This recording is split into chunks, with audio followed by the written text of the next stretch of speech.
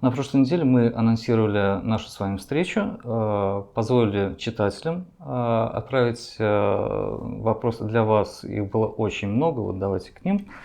Вопрос очень актуальный. Когда образовательные организации будут охраняться сотрудниками Росгвардии, а не ЧОП? Какие меры планируется принять по усилению охраны в школах, детских садах в связи с недавней трагедией в Казани? Вроде как сначала было заявлено, что будут проведены внеплановые проверки. Во многих регионах они уже прошли, а у нас даже не начинались. Как вы это прокомментируете?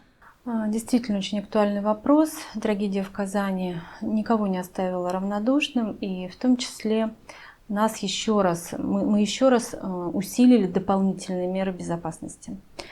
Мы знаем, что у нас есть 4 группы объектов образования, 4 категории. Так вот, 3 из этих категорий, это там, где наших обучающихся более 100 человек, они попадают в особую группу, и они действительно должны охраняться либо силами Росгвардии, либо силами частных охранных предприятий.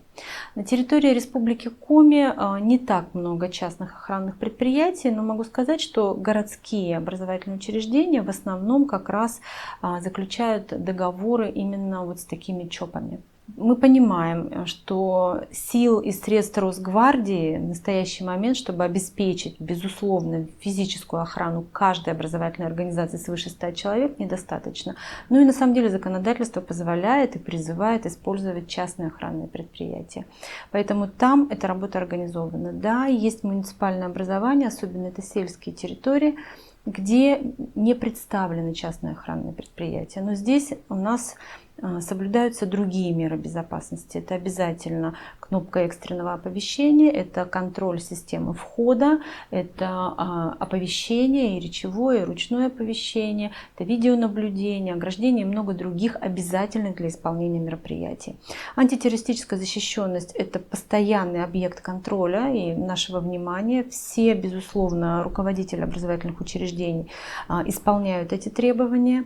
И если вот отвечать на вопрос по внеплановым проверкам, у нас плановые проверки проходят систематически. Внеплановые проверки в том числе. Сейчас у нас проведено много внеплановых проверок, просто мы не афишируем эту информацию, поскольку, с одной стороны, это текущая деятельность, а с другой стороны, все-таки, наверное, элемент внезапности, он тоже мобилизует и показывает слабые стороны, над которыми надо работать. Мы постоянно укрепляем нашу антитеррористическую защищенность. Это в первую очередь выделение дополнительных средств на физическую охрану. Вот то, о чем я уже сказала. И вот буквально не так давно правительством Республики Коми принято решение, и нам выделено еще 580 миллионов как раз и на ремонты учреждений, это также в безопасности немаловажно, и на антитеррористическую защищенность. Будет особое внимание уделено контролю доступа в учреждения, электрозамкам, различным рамкам металлодетекторов и так далее, и так далее. То есть все те обязательные требования, которые сегодня у каждой школы, у каждого детского сада в паспорте безопасности описаны, они будут дальше предприниматься.